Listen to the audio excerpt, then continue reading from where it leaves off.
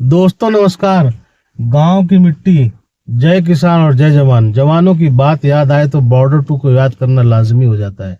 साल 1997 में जेपी दत्ता की बॉर्डर ने देशभक्ति की जो परिभाषा लिखी है वह आज भी हर भारतीय के जहन में जिंदा है।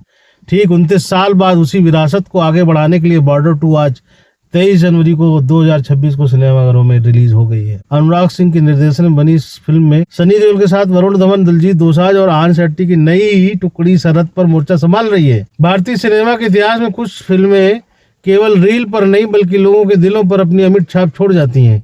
साल 1997 में जब जेपी दत्ता ने बॉर्डर बनाई थी तो वह सिर्फ एक फिल्म नहीं थी, वह एक एहसास था लोंगेवाला की उस महान लड़ाई को जब बड़े पर्दे पर सनी देओल ने जिया था, जो थिएटर में बैठा हर भारतीय गर्व से भर उठा था। इस फिल्म की सबसे बड़ी खूबी उसकी ओरिजिनलिटी और सादगी थी। अब ठीक 29 साल बाद उसी गौरवशाली विरासत का अगला अध्याय बॉर्डर 2 के रूप में आ चुका है। भूषण कुमार, जेपी दत्ता और उनकी बेटी निधि दत्ता के निर्माण में बनी इस फिल्म का निर्देशन अनुराग सिंह ने किया है। फिल्म को लेकर उम्मीदें हिमालय जैसी ऊंची थी, लेकिन क्या ये फिल्म उन उम्मीदों पर खरी उतरी है? क्या सनी देओल की दहाड़ फिर से वही जादू कर पाई है? ये देखना है। ये सच है कि बॉर्डर जैसी कल्ट क्लासिक का सिक्वल तैयार करना मेकर्स के लिए किसी अग्नि परीक्षा से कम नहीं है, लेकिन काफी हद तक इससे वे कामयाब रहे हैं, चाहे वह देशभक्ति का जज्बा हो या फिर रूह को छू लेने वाला संगीत। फिल्म के हर विभाग में मेकर्स की मेहनत साफ झलक रही है। व्यापारिक दृष्टिकोण से देखें तो फिल्म निश्चित रूप से 400 से 500 का आंकड़ा पार करती हुई दिखाई दे रही है, तो इसको बॉक्स ऑफिस पे झंडे गाड़ देना ही कहेंगे। बॉर्डर 2 की सबसे बड़ी खूबी यह है कि ये पहली फिल्म का रीमेक या सीधा सिक्वल नहीं है, बल्कि एक बिल्कुल नई कहानी पेश करती है। 1971 के भारत पाकिस्तान के युद्ध की एक ऐसी सच्ची घटना पर आधारित है, जहां भारतीय सशस्त्र बल, वायुसेना और नौसेना ने मिलकर एक ऐतिहासिक संयुक्त अभियान को अंजाम दिया था। कहानी के केंद्र में है लेफ्टिनेंट कर्नल फतेह सिंह, और जो न केवल एक जाबाज फौजी है बल्कि एक मार्गदर्शक भी है। वे सेना के तीनों अंगों के जवानों का विशेष मिशन के लिए ट्रेनिंग देते हैं। इस टुकड़ी में मेजर होशियार सिंह दहिया, वरुण धवन जिनका रोल निभा रहे हैं, एयरफोर्स ऑफिसर निर्मल जीत सिंह जिसका रोल दिलजीत दोसांझ ने किया, और navy commander M S Rawat, Aan Shetty जो प्ले कर रहे हैं यहाँ। इन चारों की व्यक्तिगत कहानियों और उनके परिवार के बलिदान और युद्ध के मैदान में उनके सामूहिक पराक्रम को बड़े पर्दे पर बखूबी उतारती है। एक्टिंग की बात करें तो फिल्म की कास्टिंग को लेकर शुरुआत में काफी सवाल उठे थे, लेकिन खासकर वरुण धवन को लेकर कि ये कर पाएंगे क्या।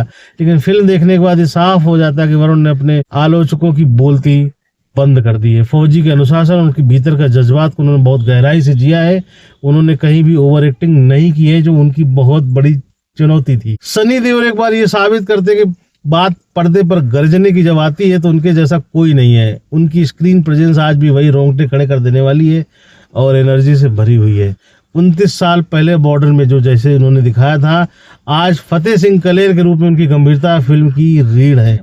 दिलजीत दोसांझ अपनी मासूमियत और वीरता के मिश्रण में फिल्म एक अलग चमक पैदा कर रहे हैं। उनकी डायलॉग डिलीवरी और युद्ध के सीन्स में उनकी जो तेजी है वो काबिल तारीफ है। वही आन शेट्टी ने अपनी लिमिटेड इंट्रोडक्शन में अपनी उपस्थिति दर्ज कराई। ये कहना गलत नहीं होगा कि आहान ने अपने पिता सुनील शेट्टी की बॉर्डर वाली विरासत के साथ पूरा न्याय किया है।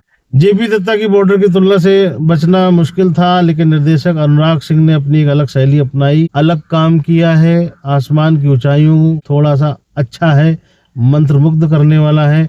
बॉर्डर की सफलता का एक बड़ा हिस्सा संदेशे आते जैसे गीतों को जाता है। वो जो बॉर्डर फिल्म थी उसमें जो संदेशे आते का जो गाना था वो जबरदस्त हिट हुआ था।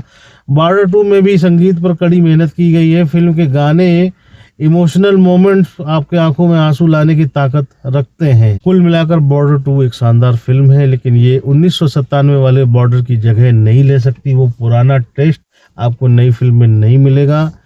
जो एक मिट्टी की खुशबू और सादगी जो थी वो इस चकाचौंध वाले सिनेमा में कहीं खो गई है। तो इस तरह से फिल्म बाकी की जो कहानी है आप सिनेमा घरों में जाकर पता कर सकते हैं। मेरी तरफ से इस फिल्म को मैं 5 में से 3 स्टार दूंगा। मिलते हैं अगले किसी फिल्म के रिव्यू या ट्रेलर रिव्यू के साथ, तब तक के लिए